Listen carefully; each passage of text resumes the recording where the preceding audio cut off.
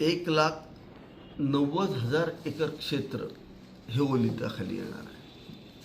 एवढं प्रचंड मोठ्या प्रमाणात ते क्षेत्र खटाव तालुका, कोरेगाव तालुका आणि सातारा तालुका या तिन्ही तालुक्यातलं मिळून 1,00,000 हे एवढं प्रचंड मोठं क्षेत्र आज या ठिकाणी ओलिताखाली येतं आहे.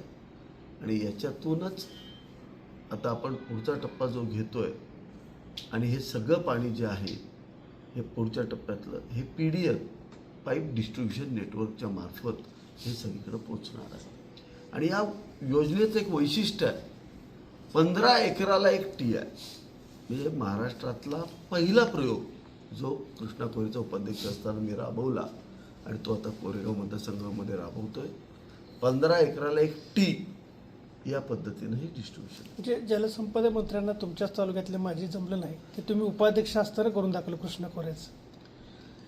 आम्ही ही निवडणूक स्थानिक भूमिपुत्र विरुद्ध बाहेरचा अशी लढलो होतो. शेवटी आम्ही तिथं राहणारे लोक आहोत. आम्हाला तिथल्या दुष्काळाची जाणीव आहे आणि मला जी संधी दिली, माझं जरी पद छोटं असलं तर ती संधी आम्ही म्हणजे सत्यात आणण्यासाठी प्रामाणिक प्रयत्न केला. दादा, सातारा, कोरेगाव आणि खटाव या 3 तालुक्यातली किती गावांना याचा फायदा होणार? साधारणतः आता खटाव सगळ्यात 98% गावं सिंचनाखाली येणार आहेत. 98% नदी आणि कॅनॉलचं जे इरिगेशन आहे, धूम कॅनॉलचं इरिगेशन आहे, ते सोडून सगळीच गावं याच्यात कव्हर केलेली आहेत.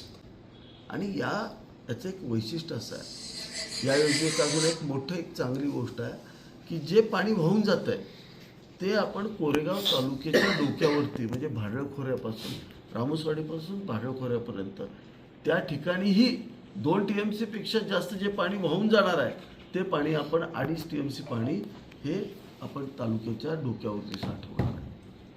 साधारण निधीचं वितरण कसं असणार या सगळ्या प्रोजेक्टसाठी?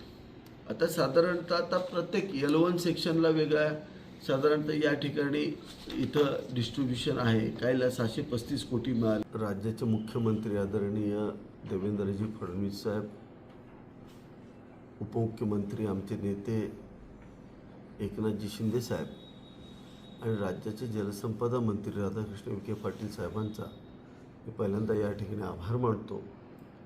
आज लक्ष्मणराव इनामदार उपसा सिंचन योजना झेघटापूर जी योजना कोरेगाव मतदारसंघाची अर्थवाहिनी जलवाहिनी राहिलेली आहे, त्याच्या विस्तारीकरणाचं काम मी स्वतः कृष्णा खोरेचा उपाध्यक्ष असताना त्या ठिकाणी सुरुवात केली होती.